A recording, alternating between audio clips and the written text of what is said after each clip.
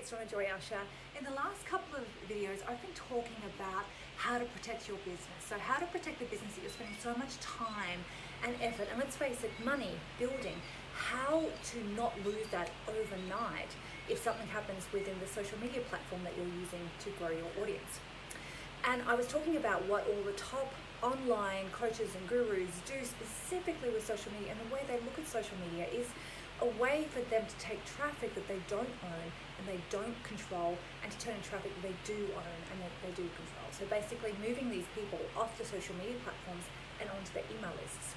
And what this does, this allows them to put themselves in front of their potential clients whenever they want to, and to actually show up in their inbox, right? So even if they're only getting a 17 or 20% open rate, at least they had a chance of everyone opening their email. Whereas when you post something on social media, it doesn't get shown to everybody. Not even everyone who likes your page or who are friends. It can only sometimes be shown to 5% of the people. And we often diss out on emails because of the low open rates. Like obviously industry rates can be like 17%, but when you then look at that, you look at that 17% of email open rate and you compare it against a 5% Facebook page show rate, then all of a sudden email is starting to look pretty good. So in the last video, I talked about lead magnets, and I talked about how to build out a lead magnet, how to do research, and to produce something that your ideal client is going to want, and that they're going to be willing to give you their email address for, so that you can take control of your audience and your traffic and start showing up as the one that can help them. Today I want to talk a little bit about the funnel that you're going to use to actually do the exchange. So they're going to give you their email address and their name, and then that funnel is going to then give them the lead magnet. So there are many different types of funnels, and funnels are like building blocks that you can put together in different ways. And I've always said that your funnels should pretty much house your value ladder for your business. But what we're doing here is we're just doing the very most basic of funnels. It's just a simple opt-in page and a thank you page. And if you've already got other stuff built out, you can tack that on the end. You can then do upsells or downsells or whatever you want. You can send them to a webinar. You can offer them a presentation. But all we really need to concentrate on initially is just getting a good high converting opt-in page and then a thank you page. And the thank you page can be as simple as thank you very much. Your free PDF or your free guide or instructions for joining the training are on their way to your inbox now. So let's not worry about the thank you page. I want to talk about the opt-in page, because the higher conversion rate you can get on an opt-in page, then obviously the more people that are coming into your world. And you really want to aim for an opt-in page to have it between 20 to 40%. Now 40% is good. Most of the opt-in pages that I'm creating are around the 40% rate, and I've had some that are even higher. I have some ones for my author books that do very well at 80% because I'm driving very warm traffic to them. So just goes to show you the importance of the type of traffic that you're also driving to your funnels. It needs to be the right traffic, but that is a topic for another day. So let's talk about the lead magnet, the landing page. So my rules for a landing page is, first of all, it needs to have an attention-grabbing headline. So it needs to call the person out. So, even if you put in who your avatar is, like coaches or consultants or network marketers, so you're calling them, you're grabbing their attention, right? And then you're talking about their pains and their frustration within that headline. So that they're kind of like, it's like getting a hook into them, right?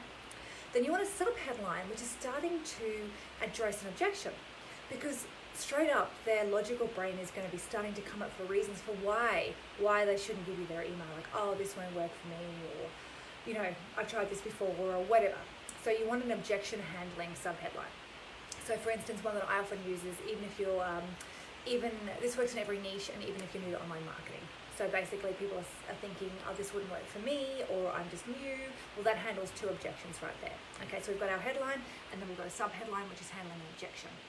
Then you want a really fantastic image. Okay, you want some sort of sexy graphic of the lead magnet, because you know how we eat with our eyes, right? We eat the food with our eyes. Well, the same with when you're getting someone to exchange email for a lead magnet. It's got to look really good, right? So you want some sort of sexy graphic image there that they're going to make them want. And the next thing that you want is a bullet list of things that they're going to get out of this.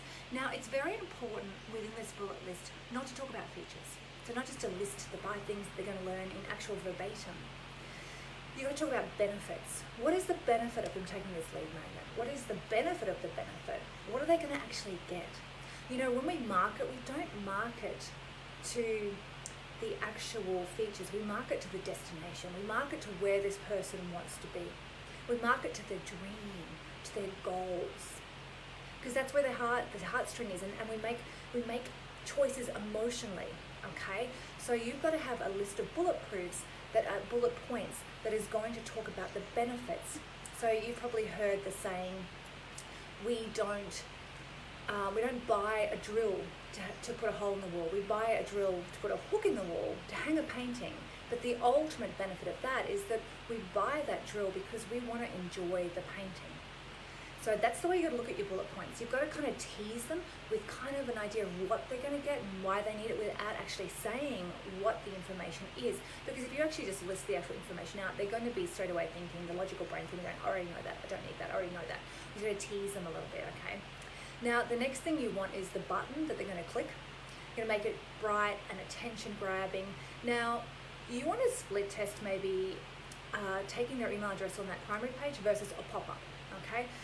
Statistically, pop-ups convert higher because it's kind of like a micro commitment. It's like download now, and they go, okay, I want it, and they hit that download button, and then the pop-up comes up asking for their email, right? And then they're kind of like, they've already made a commitment. They've already told their brain that they wanted enough to click that button.